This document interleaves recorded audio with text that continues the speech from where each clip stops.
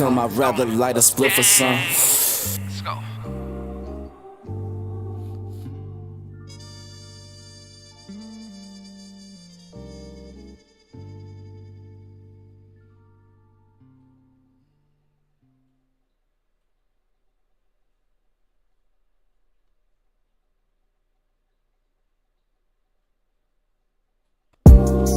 I'm still the one, still the one, still the one. I'm still the one, still the one, still the one. I'm still the one, I'm still the one.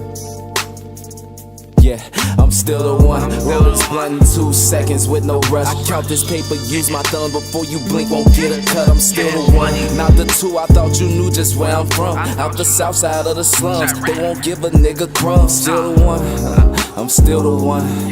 I'm still the one, still the one, still the one. Yeah, I'm still the one, I'm still the one.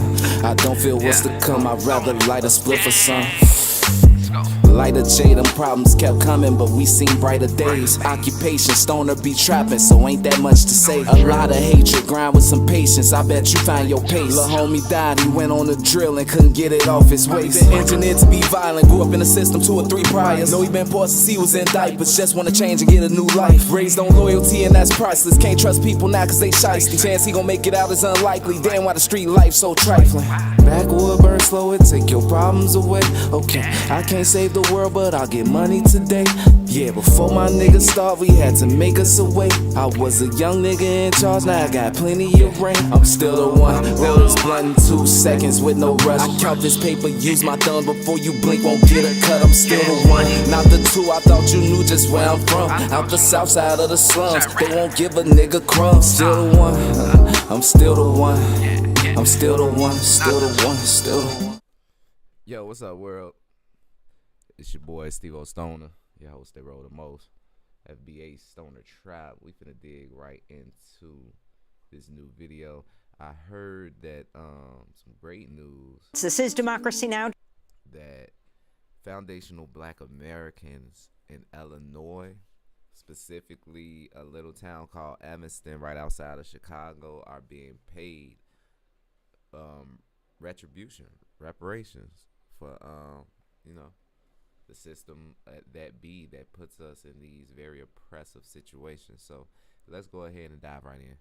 DemocracyNow.org. I'm Amy Goodman. We end today's show in Evanston, Illinois, where the City Council has agreed to pay Black residents reparations for historic housing discrimination, making it the first U.S. city to adopt such a measure. In the first phase, the city will distribute some $400,000 to up to 16 families to be used toward housing-related costs. The city is committed to distribute $10 million over the next decade. Wow. For decades, Black residents of Evanston were subjected to redlining, which prevented them from obtaining bank loans to purchase property. This comes as civil rights groups are pushing for slavery reparations at a national level. Still with us, actor and activist Danny Glover, who serves on the National African American Reparations Commission. In 2019, he testified before the House in favor of reparations. He's also supported the reparations effort in Evanston. We're also joined by Evanston City Council member Robin Ruth Simmons, who led the reparations effort, and Dino Robinson, founder and executive director of Shorefront Legacy Center. He co-authored a report commissioned by Evanston officials on city policies and practices affecting Black residents from 1900 to 1960 and through to the present day.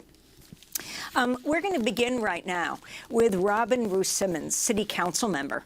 Can you talk about what you have just passed and the significance of it? Absolutely, and thank you for having us this morning. What we passed actually was in 2019, a resolution to provide reparations to Black Evanston residents. We passed it with funding from our cannabis sales tax with an initial commitment of $10 million. Wow. And what we passed on this last Monday was the first disbursement. So you're telling me they went and trapped to go get this money to give reparations. Just think about that. And think about how many states weed is legal in, and how many states were discriminatory towards Black people and have not gave them any type of retribution.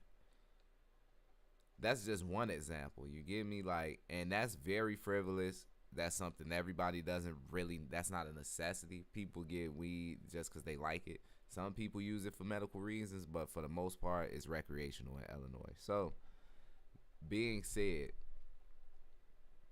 why not use this method in the other 20 some odd states that weed is legal in, because weed is legal in half the country, and start paying black people back for all the discriminatory practices that y'all have laid out since God knows when. What time period you want to go back to? Civil rights, Reconstruction, Jim Crow, right now? Like, what the fuck? First remedy, which is going to be in the form of a housing remedy, $25,000 direct benefits to eligible Black residents for home equity, home wealth, acquisition or purchase, any type of improvement, but something that will build wealth through home equity. And I have to say that in 2002, under the leadership of Judge Lionel Jean-Baptiste, who was the second ward alderman at the time, our city passed a resolution in support of HR 40. So we've been working towards this for some time in Evanston. Who gets the money? Can you explain what residents get it, what don't? Who doesn't, and what programs get it? Sure. So our reparation eligibility is for Black residents that lived in Evanston between 1919 and 1969 and their direct descendants.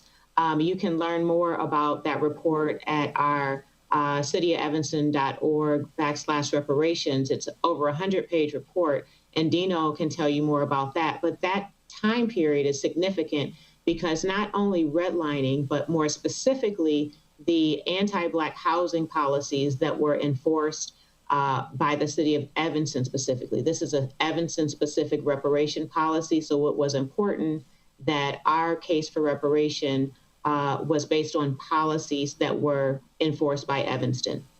This is Delois Robinson, whose family was subject to the racist practice of redlining in Evanston. And that practice went around. Redlining went on across the country. At the moment, I was reading this book. I'm gonna put y'all on. Hold on. Excuse me, I got a little cold situation going on. I was reading this book called "The Color of Law: A Forgotten History of How Our American Government." Sorry, the Color of Law: A Forgotten History of How Our Government Segregated America by Richard Rothstein. So this is a book by a white man about segregation throughout the country and how they used a system to redline and make sure that Black people would stay in certain areas and that white people could have more desirable areas. My great-grandmother, who was in Evanston, I guess she probably been here since the late 30s, early 40s. And she was a business owner. And the redlining affected her and her husband because they were trying to open a business in a well-established area of Evanston. When I say well-established, where it will be all types of nationalities that come through that area. But she was forced to just stay in one certain area to the point of she had to have the restaurant in her home. It kind of deals with your self-esteem. And so it's a thing of, am I good enough to be able to stand on my own and say, no, I want property here, or I want to cross the redlining.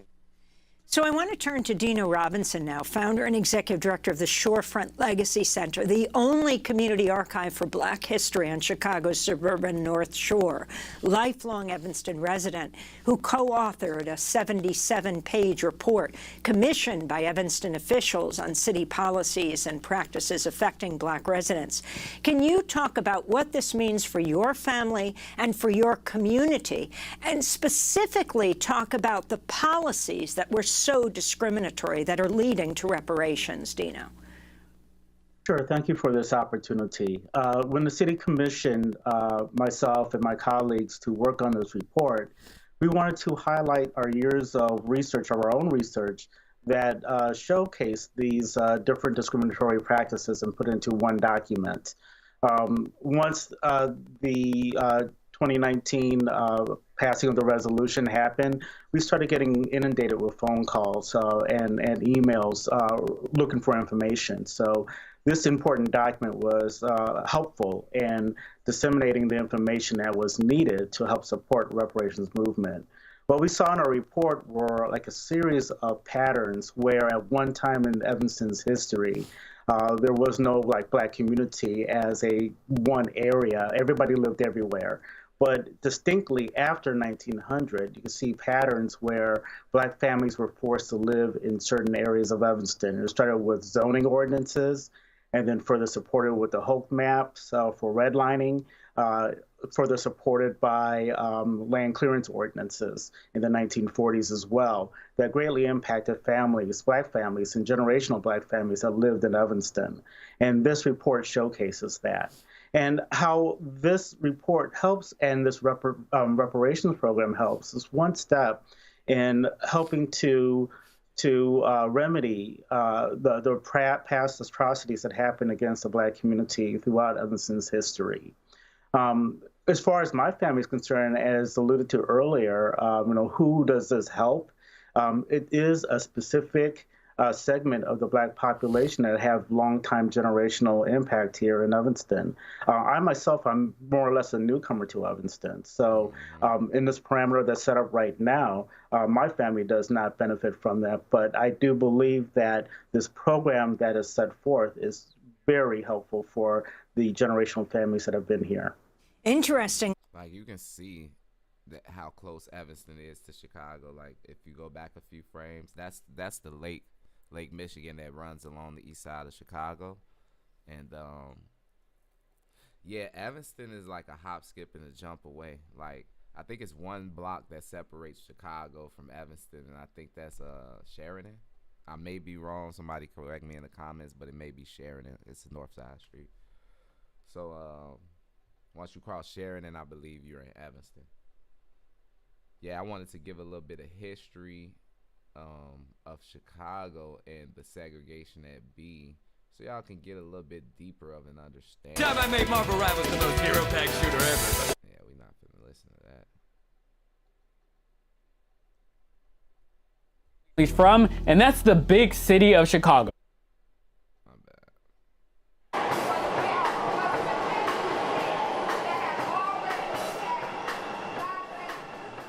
I had a friend who asked me, where do you live or whatever. This was like around the beginning of school. And I was like, I told her my address. And she was like, oh, well, are there like gangbangers on every street? And like, are there like crack babies in the playground? Like, do people get shot every day? Like, are there like constant like sirens and stuff? Do the police like shoot people all the time? And I just looked at her and I was kind of confused because I didn't understand like what made her ask me that at the time. Because, when you first get to school, it's like, kind of like fishing for whatever. So it caught me off guard, and I actually I almost didn't want to answer her question because her question was so assuming, and it was so like she had already had in her mind where I lived and what it was like without even asking me. So it's just like it made me upset, and I tried to find the right words to tell her no, that's not what it is. You don't have drug dealers on every street. There aren't. I don't think she really understood what it was like to live in a predominantly black neighborhood for her to. But when people, not to cut her message off, excuse me, when white folks do that, when they assume everything is negative about where you're from and they assume all the stereotypes are true, in my brain, and this is me, I believe it's because they've put all of those systems into play. It's almost like being at a job and you hired everybody, so you know who you assigned what. You know that brother over there is the mechanic. You know that brother over there, he's the paint guy. You know that guy over there, he does the windows. Why? Because you hired him. Because you assigned all these jobs. You wrote them down. You made sure that this is how everything will operate within this in this business. So I think about that on a society level. Who controls the society? Who controls what schools we go to? Who controls the hospitals and the health care that you get? Who controls the banking system? Who controls where you're going to get ready to work? You get what I'm saying? Like, these are things that... Say that out of her mouth. I think she based her comment off of stereotypes because that's all she heard of, and she's never really been in that environment to make a better judgment.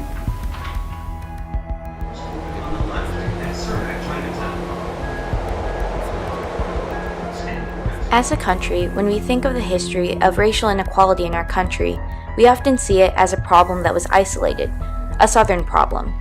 After all, Jim Crow, lynchings, and other forms of racial discrimination seem to have never affected the North the way it affected the South.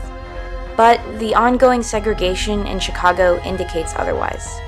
Lesser known than Jim Crow, yet still hugely significant, Chicago's segregation has largely flown under the radar even when the racial distribution of the city hasn't changed much since the 1960s.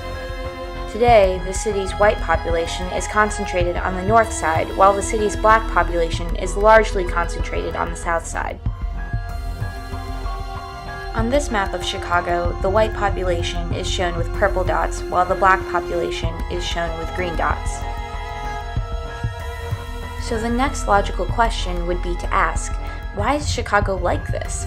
Was this just a trend created out of residents' preference, or was there malicious intent to segregate? I think certainly we've gotten to where we're at in terms of our degree of segregation through a long history, and a huge chunk of it is not only local but federal racist policies that through a bunch of different means created and then reinforced a very segregated city. We've had fire bombings and racially restrictive covenants and city policies that have kept especially black people out of white neighborhoods.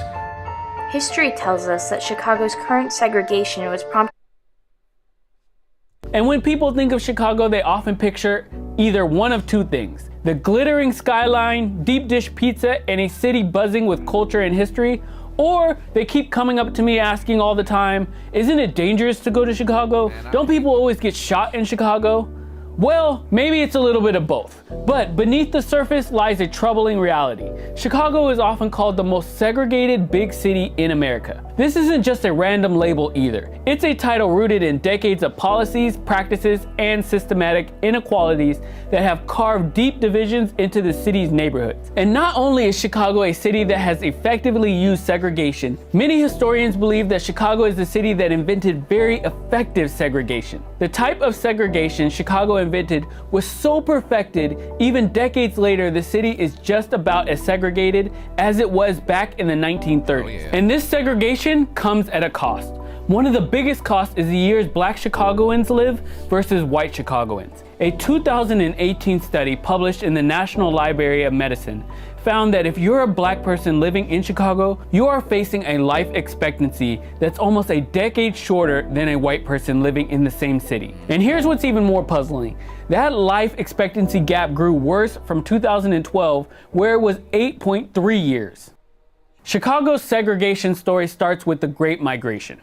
Between 1916 and 1970, millions of black families fled the oppressive South, searching for better opportunities in the North. Yep, that was my family. My family moved from Opelika, Alabama, a very reputable town in Alabama that was part of a lot of the wars. It was like a stopping hub. It was like a supply hub. Like different army bases would be there, different supply stores where people would be able to buy their medical and their military equipment would be at Opelika, Alabama. But my family moved from down there from so much of the oppression, the lack of being able to get jobs, living in Jim Crow South. Jim Crow South was crazy. Cities like Chicago promised industrial jobs and freedom from Jim Crow laws. In Chicago, this transformation brought new life to the city, but also deep anxiety amongst its white power brokers. Rather than embrace diversity, they blazed a path of segregation, determined to confine the city's growing black population to the south and west sides, areas riddled with deteriorating housing and few opportunities. The early efforts to enforce this separation did not come quietly. Between 1917 and 1921, Chicago became a battleground of racially charged violence. Tensions boiled over in the sweltering summer of 1919, initiated by a simple yet devastating moment at the 31st Street beach. 17-year-old Eugene Williams, a black teenager, floated too far along Lake Michigan, inadvertently crossing an unwritten but deadly racial boundary. A group of white beachgoers, incensed by his presence, began hurling stones. One actually struck Williams, sending him under the waves, where he drowned. His tragic death sparked 7 harrowing days of chaos. Fires consumed homes, bullets flew through neighborhoods, and streets became the stage for brutal beatings. By the time peace was restored, 38 people lost their lives, 15 white and 23 black residents. Chicago's elite saw this bloodshed as a dire threat to their vision of a grand, prosperous metropolis. And just listen to that, because it's often told as if black people are very submissive and docile and they just took oppression. But listen to how that battle went. They fought for 3 days and 15 white folks died. It wasn't like nobody just, it wasn't like people was just laying down and taking it. What I'm trying to get past, y'all, is that as foundational black Americans, we have a history of resistance. We fight against oppression. We've never been cool with white supremacy. It's always been up, and it's been stuck with us.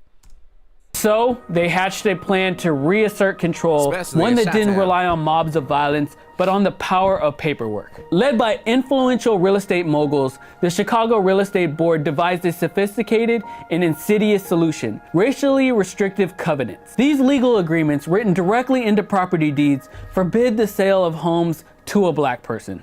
With chilling efficiency, these covenants blanketed the city, locking entire neighborhoods behind invisible and impenetrable gates. The spread of these covenants was swift, described by the Hyde Park Herald in 1927 as a marvelous, delicately woven chain of armor, encircling white enclaves from Hyde Park to South Shore. This approach, sold as a way to preserve property values and peace, set a precedent that other cities soon adopted. With tacit approval from national leaders, the strategy reshaped urban landscapes across America, ensuring segregation remained deeply embedded in the nation's housing policies for generations. As a result, black Chicagoans were confined to neighborhoods like the South Side, creating a densely populated area known as the Black Belt. By the way, Chicago Real Estate Board became the National Association of Realtors, and the organization had to apologize in 2020. Yes. Whoa. Make sure y'all get to stonertribe.com. Check out that music, merch, live streams, and the live performances. You dig? Let's go. 2020 for its role in fueling segregation.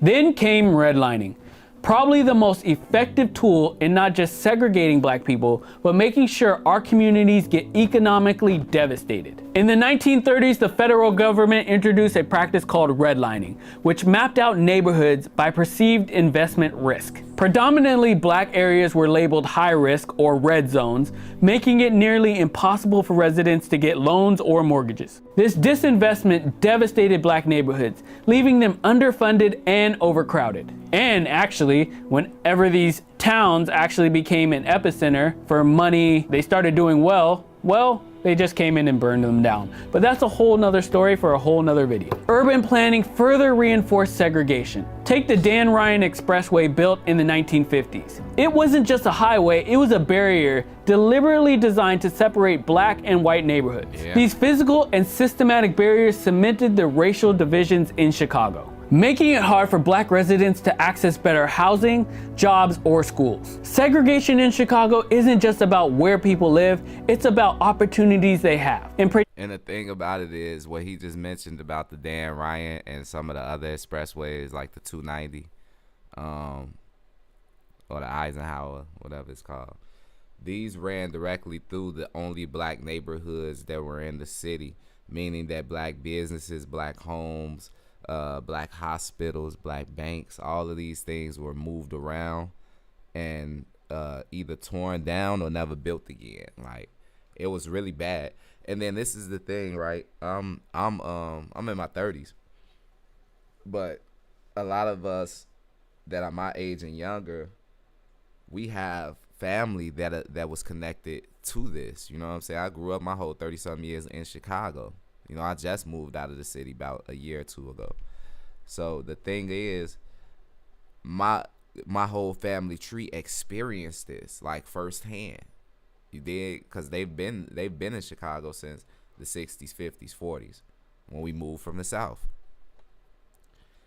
So they witnessed having to live in the only black neighborhoods, take care of themselves, pull themselves up by their bootstraps, make their own ecosystem, and then white supremacy still comes through and tears all of that down. It's crazy. It's crazy. Really, I got uncles, I got aunties, I got a grandmother, grandfather. My great-grandmother and great-grandfather lived until I was in my 20s. So I understood the fabric of how life was before I got there. This is how Chicago was in the 80s, in the 70s, in the 60s. So this is why life is how it is now, grandson, nephew.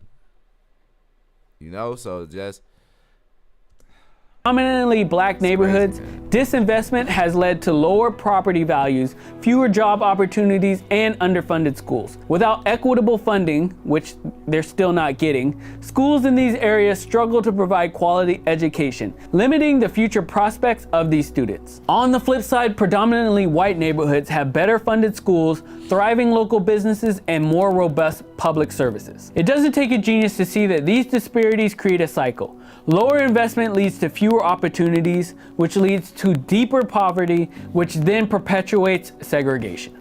When the federal government sent funding for public housing to urban centers in the late 40s and 50s, almost all of these units were built in black neighborhoods because the need for housing was so massive. But since the area where black people were allowed to live was small, these public housing units became large towers, aka projects, housing a large number of people in them. I have family members that grew up in these type of projects, and let's just say it was a horrible experience. With very little care and maintenance, these public housing units deteriorated over time, leading the city to demolish them starting in the 1990s. And these demolitions led to a whole other issue for the city, which is a whole topic for another video. Segregation isn't just about housing and economics, it's also about how communities are treated. In Chicago, minority neighborhoods have long been over-policed. Discriminatory practices and high-profile cases of police violence, like the killing of Laquan McDonald, have deepened mistrust between black communities and law enforcement. For much of Chicago's history, political power has been concentrated in the hands of white leaders who often prioritize the interests of white residents. The city's powerful political machines maintain the status quo, resisting efforts to address segregation. Even when the city elected Harold Washington, its first black mayor in 1983, systematic change was slow. Chicago's neighborhoods are famous for their distinct identity. Yeah, but hold on. I don't want y'all to slide past Harold Washington, because Harold Washington did a lot for the city. He was the city's first black mayor, and then you gotta think the first black anything is gonna have a lot of pushback and resistance from the system that be. So, you know, they got a library named after Harold Washington in the city. They got a school, a college downtown in Chicago, right off Lake Street, right in the heart of downtown, named after Harold Washington, the first black mayor, like he said in the 80s. I just want to give y'all a little bit of his overview, you dig? Because Harold Washington,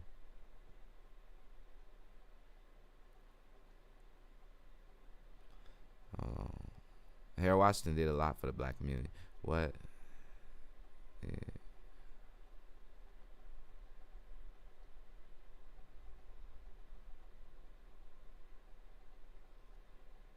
No, not codes. Community, goddammit. My bad, y'all. I be trying to be right and exact. Y'all know how this go. Harold Washington, Chicago's first black mayor from 1983 to 1987, empowered the black community by dismantling the 11-party machine and instituting inclusive governance. He increased black representation in the city government, mandating minority hiring, expanding contracts for black-owned businesses, and focused on investing in neglected neighborhoods. His election broke the white-dominated Democrat machine, inspiring high voter registration and participation in the black community. He prioritized funding. He gave that money on for undeserved neighborhoods and ensured city contracts went to minorities and women-owned businesses. You dig? So we not gonna slide past what Harold Washington did. It's just that he had a 4-year time frame and he didn't get a lot of time to do what he wanted to do, you know? Washington opened city government, created an ethics committee, and utilized the Freedom of Information Act to increase transparency.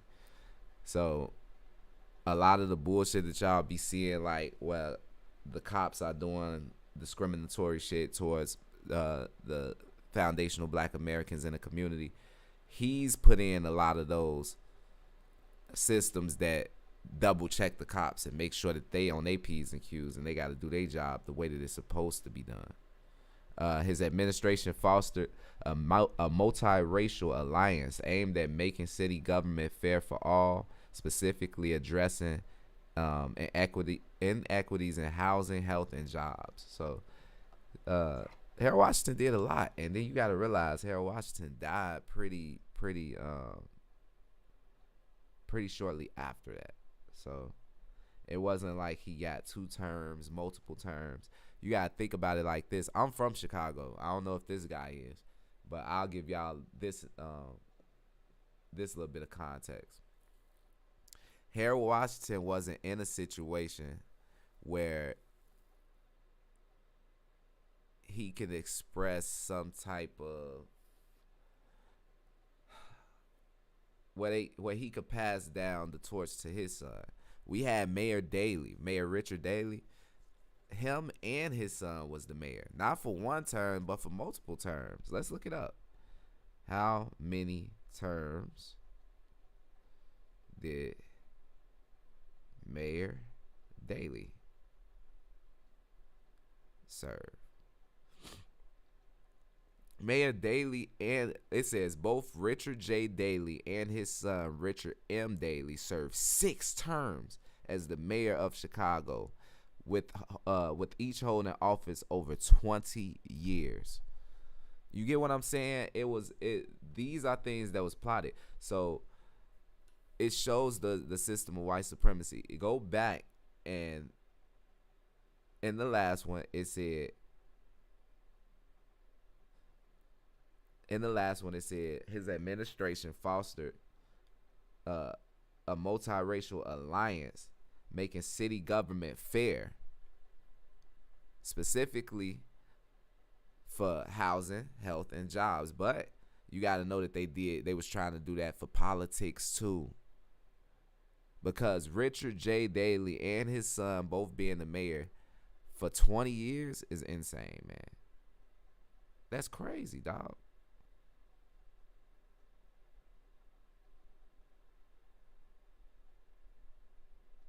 It just shows that these people can kind of hold the ball and do what they want with the system. Just imagine if Harold Washington held office for 20 years and then gave office to his son for 20 years. Imagine how much would have got done for the black community in Chicago. That's why they didn't want him in that office. From the historic streets of Bronzeville to the vibrant heart of Chinatown. While this diversity is something to celebrate, it also highlights the city's separation. Many residents live their entire lives in racially homogeneous neighborhoods, limiting opportunities for cross-cultural understanding. This separation extends to social spaces. Public areas, schools, and workspaces often reflect the division seen in housing, creating a city. I tell people this all the time.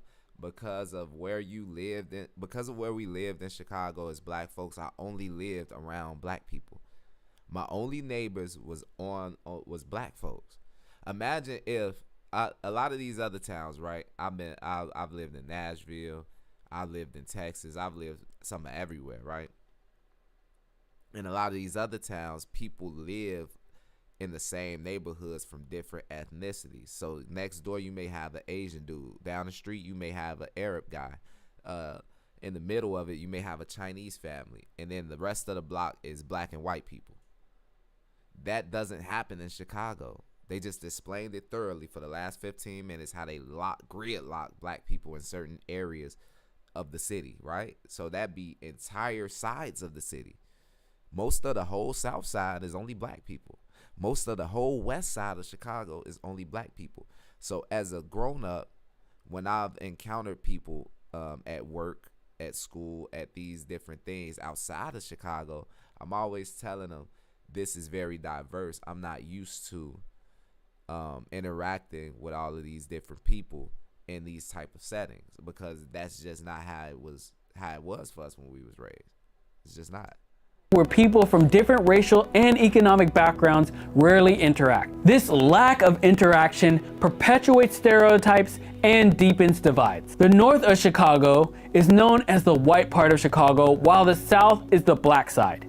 The west side is mostly populated by Latino Chicagoans. This segregation issue is not news to Chicago. Trust me, Chicago knows it has a segregation issue. Over the years, the city has made efforts to tackle segregation. Laws like the Fair Housing Act of 1968 aim to eliminate discriminatory practices, and organizations like the Chicago Area Fair Housing Alliance work to promote equitable housing policies. Programs like the Neighborhood Opportunity Fund provide grants to businesses in underserved areas. Critics argue that many of the initiatives lack the scale or funding needed to make a significant impact. Gentrification has also complicated the picture. While some see it as revitalization, others view it as displacement, as longtime residents are placed out of their neighborhoods. Exactly, and of course, because when they come through and they build all these new condos and they tear down the projects and they build new housing, they don't make it affordable for the people who was previously there. They do that on purpose. So it's a new version of redlining, because they can't say it on paper, we don't want black people to live in these houses. So what they do is they look at the paper and they say, how much are black people making in these areas? Okay, cool, we gonna make the rent 4 times that. We gonna make the security deposit 2 times that. We gonna make the stipulations so that you can get this housing so fucking crazy. We gonna want 6 months of your bank statement. We want goddamn one of your mama pinky toes. We want like, you get what I'm saying? Like it's gonna be a long list of things that are gonna be almost unobtainable for you to get this new housing. So what happens? You end up, the whole community of black people that stayed there previously end up having to go somewhere else, and the housing doesn't be adequate when they go somewhere else. It almost be worse.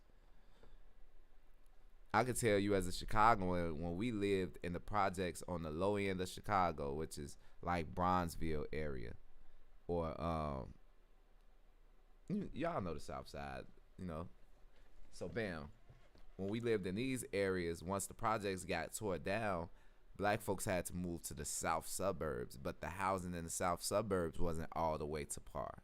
These was the undesirable houses of the south suburbs. So they'll stick you right there, and they'll never come out and upgrade that part, how they upgraded the city. You get what I'm saying? So it's a constant cat and mouse game being played. Chicago isn't the only city with segregation issues, but its divisions are particularly stark. Unlike cities like New York or Los Angeles, where neighborhoods are often mixed, Chicago's segregation is deeply entrenched. Studies by groups like the Brookings Institution consistently rank Chicago among the most segregated cities in America. Fixing Chicago's segregation problem won't be easy, but it's not impossible. It starts with acknowledging the root causes and committing to systematic change. Reforming zoning laws, increasing investment in underserved neighborhoods, and holding institutions accountable for discriminatory practices are all essential steps. And that exactly is why the brothers and sisters and Evanston deserved the reparations. Now, the fact that they got reparations, that little small town, before the big town of Chicago that is connected to, is crazy. Especially when I'm giving y'all this rundown. The brother right here just gave y'all an amazing mini documentary on the segregation history in Chicago and the redlining practice, the housing discrimination practice, and how it was written into law. So that there is enough evidence for a case of retribution. We need our reparations, man. Point blank, period. Chicagoans need reparations. All foundational black Americans, period, need reparations.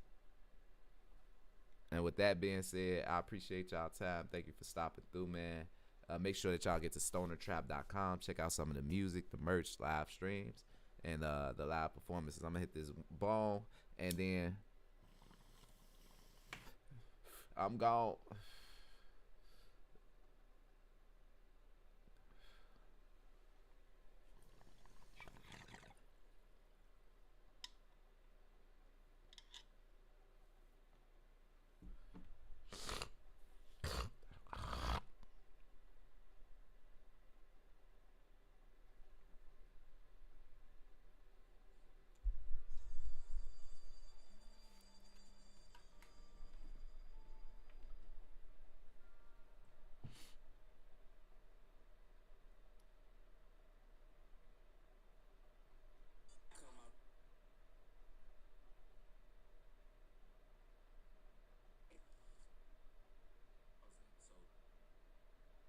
For another video. Segregation isn't just about housing and economics, it's also about how communities are treated. In Chicago, minority neighborhoods have long been over-policed.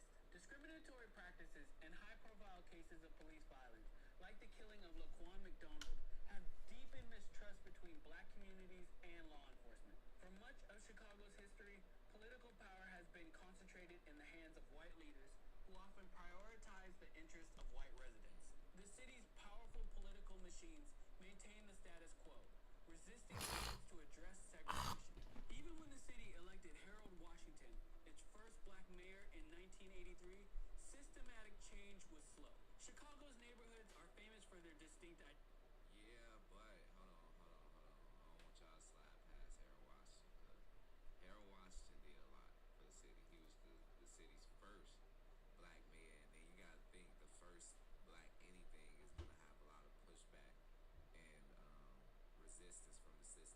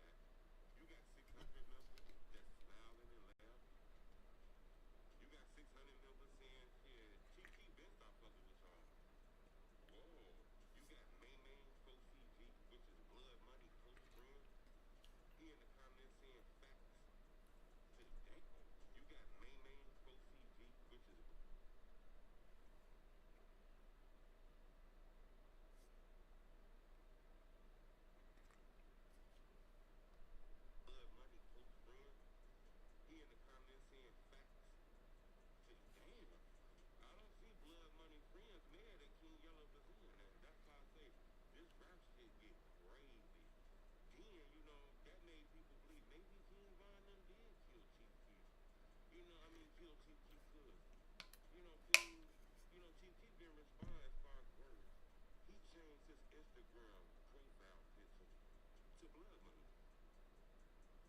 But all of this shit that's going on,